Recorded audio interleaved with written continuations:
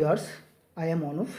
আজ আপনাদের কাছে উইলিয়াম ওয়ার্ডসওয়ার্থের একটি বিখ্যাত কবিতা আপন ওয়েস্টমিনস্টার ব্রিজ নিয়ে আলোচনা করব।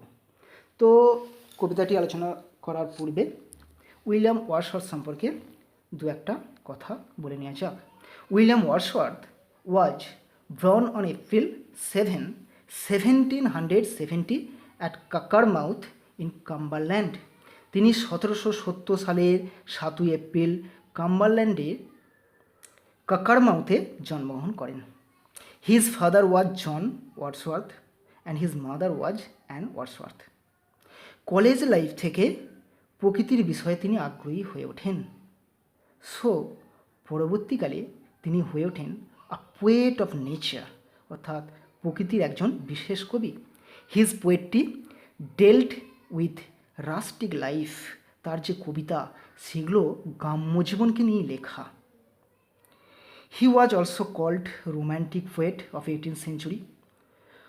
18শো শতাব্দী থেকে রোম্যান্টিক কবিও বলা চলে। তার কবিতাগুলি ট্র্যাঙ্কুয়ালিটি, ইমোশনস এবং ফিলিংসে পূর্ণ ছিল। তো কবিতাটি আরম্ভ করার পূর্বে আর একটা কথা বলা যাক, the source of the poem. এই কবিতাটি নেওয়া হয়েছে ওয়ার্ডসওয়ার্থের পোয়েমস ইন 2 ভলিউম থেকে, এবং ওয়ার্ডসওয়ার্থের কয়েকটি বিখ্যাত কবিতার কথা মনে পড়ে।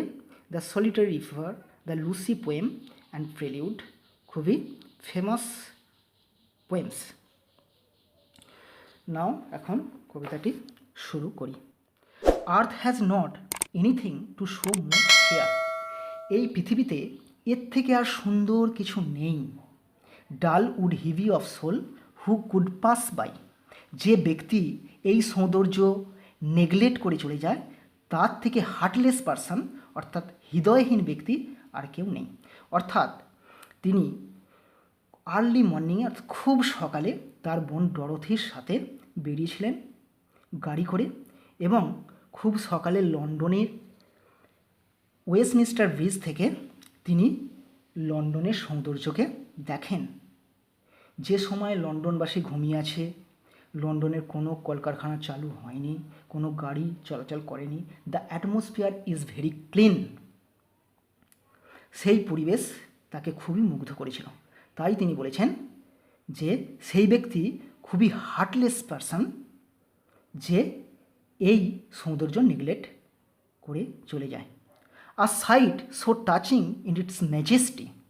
একটা দৃশ্য যেটা খুবই মর্মস্পর্শী, মানে টাচ, মানে হৃদয়কে যেটা স্পর্শ করে চলে যায়, অর্থাৎ ইমপ্রেসিভনেস, সেই সৌন্দর্য তো নেগলেক্ট করে চলে গেলে তাকে হৃদয়হীন ব্যক্তি বলাই হবে। The city now doth like a garment wear. এই শহরটি যেন এক পোশাক পরে আছে।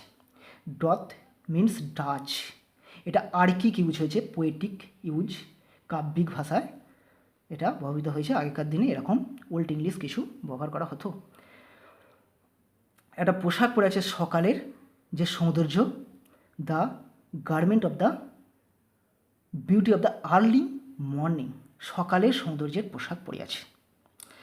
আর এই যে লন্ডন কি পোশাক পরে থাকতে পারে? এখানে লন্ডনকে পার্সনিফাইড করা হয়েছে। The London is personified here, অর্থাৎ পার্সনিফিকেশন কি জিনিসটা না, কোনো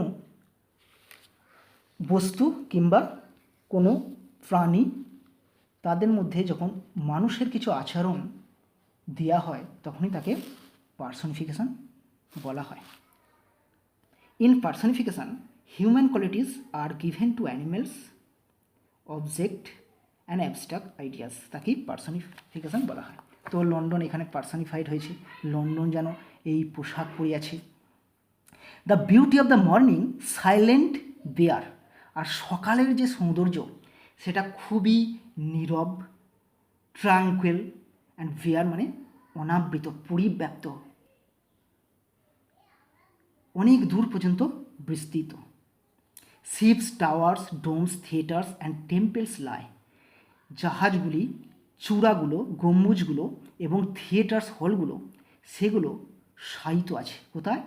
আপন, open unto the fields and to the sky. Unto বলতে টু, তে, আকাশ এবং মর্ত্যের মাঝখানে সেগুলো শায়িত অবস্থা আছে। All bright and glittering in smokeless air. এই সমস্ত কিছু যেন সূর্যের আলোয় চকচক করছে, ঝকঝক করছে।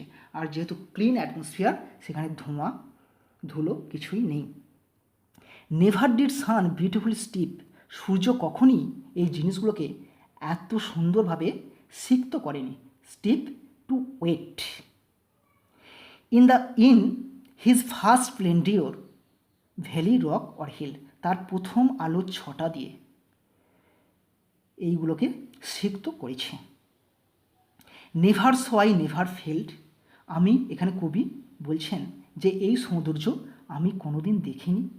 আই নেভার ফেল্ড, আমি কোনোদিন উপভোগ করিনি। আ কাম সো ডিপ, এত শান্ততা।